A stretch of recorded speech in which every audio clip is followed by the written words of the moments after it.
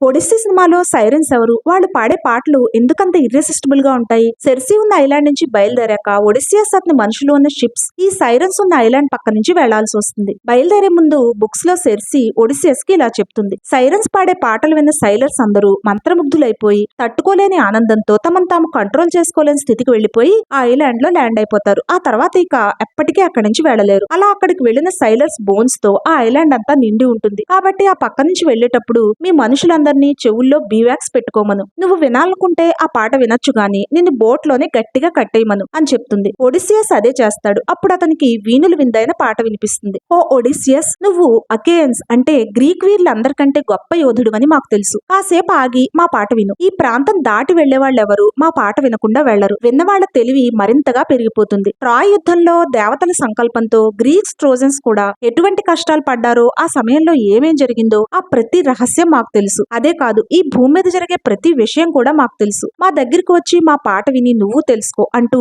Odysseus కి knowledge, wisdom అంటే ఉన్న పిచ్చిని ప్రేరేపిస్తారు. అతనిలోని కుతూహలాన్ని రెసిస్ట్ చేయలేని స్థాయికి తీసుకెళ్లి టెంప్ట్ చేస్తారు. బోట్ లో కర్ర కట్టేసి ఉన్న ఒడిసియస్ ఇక తనని విప్పమంటూ కళ్లతో సైగలు మొదలు పెడతాడు. గింజుకుంటాడు. అతని మనుషులు అది చూసి సెర్సీ చెప్పినట్టుగా తాళ్లు మరింత గట్టిగా బిగించేస్తారు. ఆ ప్లేస్ దాటగానే సైరన్ స్పెల్ బ్రేక్ అయ్యి ఒడిసియస్ నార్మల్ అవుతాడు. ఈ సీన్ ని మరీ గ్రౌండెడ్ గా కాకుండా కొంత మ్యాజికల్ గా, మిస్టిక్ గానే షూట్ చేశారు నోలన్. సైరన్స్ ఎలా ఉంటారో హోమర్ తన పోయమ్స్ లో రాయలేదు. తర్వాత కొందరు రైటర్స్ మాత్రం వాళ్ళు స్త్రీల తలలతో, పక్షి శరీరాలతో ఉంటారని యాడ్ చేశారు. నోలన్ ఒడిస్సీలో ఆ మిస్టీరియస్ సైరన్స్ దూరంగా ఐలాండ్ లో రాళ్ల మీద కూర్చుని ఉన్న స్త్రీలలాగా కనిపిస్తూ ఉంటారు. కానీ వాళ్ళు పాడే పాట సూపర్ న్యాచురల్ కదా, దాన్ని మనిషి సృష్టించలేడు. అందుకే నోలన్ బీవాక్స్ ఉన్న ఒడిసియస్ మనుషుల్లా మన చెవుల్ని కాసేపు మూసేసి విని వినిపించకుండా చేసి కేవలం ఒడిసియస్ గా నటించిన మ్యాట్ డేమన్ హావభావాలతోనే ఆ ఇంటెన్సిటీని ఫీల్ అయ్యేలా చేశారు. ఆ స్వీట్ సాంగ్ చాలా దూరంగా వినిపిస్తూ ఎన్విరాన్మెంటల్ సౌండ్స్ అంటే అలల చప్పుడు, గాలి చప్పుడు, అతని తాళ మధ్య గింజుకుంటున్న చప్పుడు, షిప్ చెక్కల చప్పుడు, ఇటువంటి సౌండ్స్ అన్నింటి మధ్యన